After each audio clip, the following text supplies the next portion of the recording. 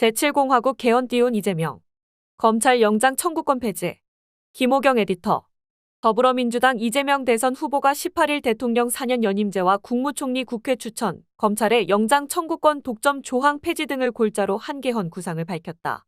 개헌안을 이르면 내년 6월 지방선거나 늦어도 2028년 4월 국회의원 총선거에 맞춰 국민투표에 붙이자는 제안도 함께 내놨다.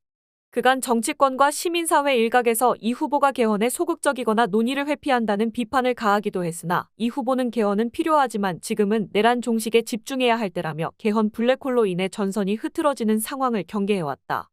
이제 고비를 어느 정도 넘기고 공식 선거운동 기간에 접어든 만큼 대선 공약으로서 정리된 입장을 발표할 필요가 있다고 판단한 것으로 보인다. 이 후보는 이날 페이스북에 진짜 대한민국의 새로운 헌법을 준비합시다라는 제목의 글을 올려 현행 우리 헌법은 1987년 우리 국민이 서슬퍼런 군사독재에 맞서 직접 쟁취한 승리의 증표였다. 하지만 지난 12.3 비상계엄으로 대한민국 헌정질서와 민주주의는 철저히 유린됐다면서 위대한 국민들이 오만한 권력자를 단죄했지만 그 과정에서 드러난 우리 헌법과 민주주의의 취약점은 더 막중한 과제를 남겼다고 전했다. 이어 민주당과 국민의힘 등 재정당은 개헌의 일부 과제에 합의했다. 5.18 광주 민주화운동의 정신을 헌법에 수록하는 것과 계엄의 요건을 강화하는 데 사회적 합의를 이룬 것이라며 하지만 4년 중임제와 책임총리제와 같은 주요 의제는 합의에 닿으려 했으나 이뤄내지 못했고 국민투표법 개정이라는 절차적 한계까지 맞닥뜨리며 개헌의 발걸음이 멈칫거렸다. 멈춰진 걸음을 다시 시작하자고 했다. 그러면서 이제 시대 흐름에 맞는 새로운 시스템과 더 촘촘한 민주주의 안전망으로서의 헌법을 구축할 때다. 역사와 가치가 바로 서고 다양한 기본권이 보장되며 지방자치가 강화되고 대통령의 권한이 적절히 분산된 진짜 대한민국을 만들어야 한다고 설파했다. 이 후보는 가장 먼저 5.18 광주 민주화운동 정신의 헌법 전문 수록을 꼽았다. 그는 우리 사회는 이미 이에 합의했다.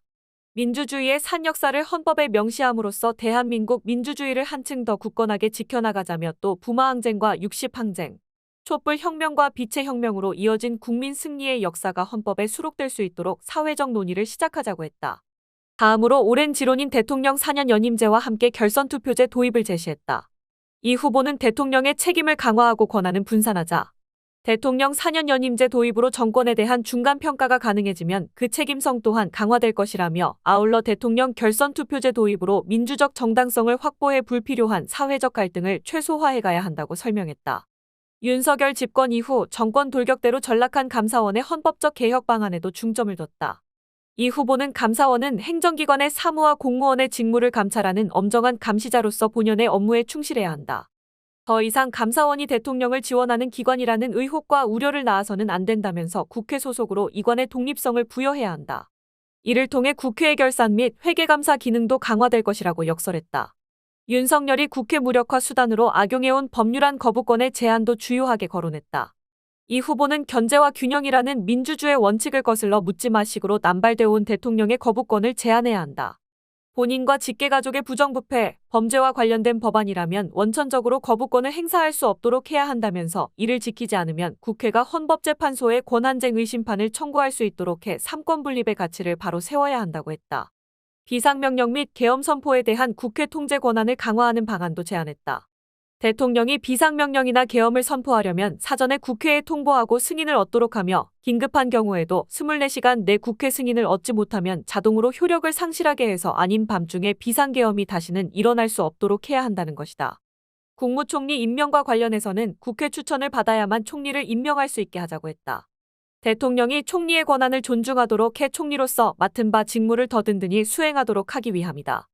대통령이 권력기관을 사유화하지 못하도록 공수처, 검찰청, 경찰청과 같이 중립성이 필수적인 수사기관과 방송통신위원회, 국가인권위원회 같은 중립적 기관장을 임명할 때 반드시 국회 동의를 받도록 하자는 점도 제안했다. 특히 검찰의 영장 청구권 독점 규정을 폐지하자고 해 검찰 개혁 의지를 분명히 했다.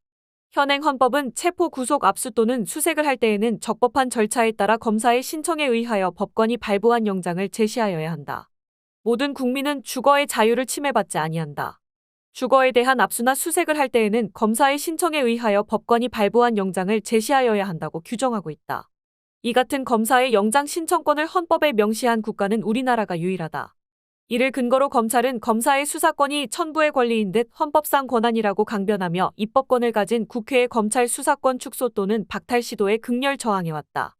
이 후보는 헌법에서 이들 조항을 삭제하거나 수정해 검찰의 수사권과 기소권을 분리하고 검찰을 공소청으로 전환하는 한편 공수처와 국가수사본부의 수사 역량을 대폭 강화하는 방안까지 염두에 두고 있는 것으로 분석된다. 이 후보는 적법한 권한을 가진 다른 기관이 영장을 청구할 수 있게 함으로써 수사기관끼리 견제가 가능해야 한다며 영장 청구부터 누구는 예외가 되는 현실, 불이한 폐해를 근절해야 한다고 지적해 그동안 영장 청구권 독점으로 무수한 농간을 벌여온 정치검찰의 직격탄을 날렸다. 권력 구조 개편과 함께 국민 기본권 및 지방자치권 강화에 관한 언급도 빼놓지 않았다. 이 후보는 시대적 요구에 따라 안전권, 생명권, 정보 기본권 등 기본권 강화와 확대를 위한 논의도 시작해야 한다면서 주민의 일상을 보살피고 삶의 질을 높이는 정부 역할이 나날이 중요해지고 있다. 지방자치와 지역분권 강화는 필수적이다. 최대한의 지방자치권을 보장하자고 했다. 나아가 이를 위해 대통령과 총리, 관계 국무위원, 자치단체장 등이 모두 참여하는 헌법기관을 신설해야 한다. 기능은 지방자치와 균형발전 정책을 심의하고 위상은 국무회의와 동등하게 해야 한다며 법령에 위배되지 않은 한 자치법규 제정 자율권을 최대한 보장해 지방자치의 힘을 키워나가야 한다고 했다. 개헌 로드맵도 제시했다. 이 후보는 국민투표법을 개정해 개헌의 발판을 마련하자 국회 개헌특위를 만들어 말씀드린 사항을 하나씩 합의하며 순차적으로 새로운 개헌을 완성하자면서 논의가 빠르게 진행된다면 2026년 지방선거에서 늦어진다 해도 2028년 국회의원 총선거에서 국민 뜻을 물을 수 있을 것이라고 전망했다. 그러면서 개헌 논의는 진짜 대한민국을 위한 중요한 한 축이다. 논의가 국민의 뜻에 따라 잘 이뤄질 수 있도록 그 뜻을 바탕으로 마침내 개헌이 실현되도록 저 이재명 맡은 바 최선을 다할 것이라며 새롭게 열리는 제7공화국, 위대한 우리 국민과 함께 진짜 대한민국을 열겠다고 다짐했다. 이 후보는 이날 광주광역시에서 열린 5.18 민주화운동 45주년 기념식에 참석한 뒤 기자들과 만나 개헌 구상에 관한 보충 설명을 했다. 개헌 시 4년 연임이 이번에 당선되는 대통령에게 적용되는지 묻자 그는 우리 헌법상 개헌은 재임 당시 대통령에게 적용이 없다고 명시돼 있다고 답했다. 대통령 임기 단축 개헌을 두고는 대통령 직위를 개인적 영예나 사익을 위한 권력쯤으로 생각하는 사람들의 발상이라며 국민을 위한 역사적 책임 의무라고 생각하면 그리 가볍게 말하기 어려울 것이라고 비판했다. 또 국가 최종 책임자의 임기 문제는 신중하게 고려할 필요가 있다면서 개헌보다 더 중요한 것은 국가 안정과 민생 회복으로 일과 국민 중심으로 보면 다음 지방선거에 맞춰 개헌하는 게 가장 합리적이라고 말했다. 이 후보는 개헌에 대한 입장 표명이 늦었다는 취지의 질문에는 1987년 체제 헌법에 효용이 다해 개헌을 통해 제7공화국을 열어야 한다는 국민적 요구도 많고 역사적 당위성도 있었지만 여러 상황과 정치적 이해관계 때문에 지금까지 해야 할 일을 못했던 것이라고 해명했다. 이어 지난 4월 초 우원식 국회의장이 이번 조기 대선에서 개헌 국민투표를 동시에 하자고 제안했다가 철회한 일을 언급하며 이번에도 합의 가능하고 할 수 있는 범위 내에서 대선과 동시에 하고 싶었지만 시간상 불가능했다면서 국민투표법을 빠르게 개정해 개헌하자고 했지만 국민의힘 측에서 전혀 반응이 없었다고 했다. 이 후보는 이제는 각 후보가 개헌안을 공약으로 내고 누군가 대통령에 당선되면 공약대로 국민적 논의를 시작해 국회에서 가급적 신속하게 개헌을 준비하는 게 바람직하다며 개헌을 위해서는 구여권의 협조, 더 크게 보면 국민적 합의가 필요하다고 말했다. 그러면서 개헌은 일방적으로 할 수는 없고 모두가 동의할 수 있는 부분에 대해 순차적으로 개헌해 나가야 한다면서 무리하게 전면 개헌을 너무 잘하려고 하다가 아무것도 못하기보다는 합의되는 것부터 하자고 강조했다. 이 후보의 개헌 공약을 두고 전직 국회의원들 모임인 대한민국 헌정회는 적극 지지하고 환영한다고 곧바로 호응했다.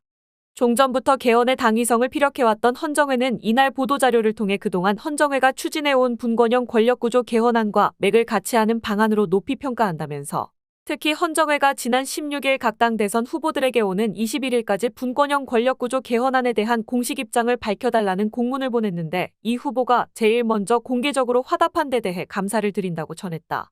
아울러 이 후보의 개헌안 입장 발표는 유력 후보의 공개적 제안이라는 점에서 남다른 의미가 있다. 지난해 12.3 계엄 사태로 위기에 처한 민주주의를 회복하고 국민 통합이 필요한 시대정신과도 부합하는 내용이라고 호평하며 각 당 후보가 국민을 상대로 공식 공약 발표를 통해 개헌안 입장을 밝혀야 대선 이후에도 책임감을 느끼고 개헌 추진을 해나갈 수 있다고 덧붙였다.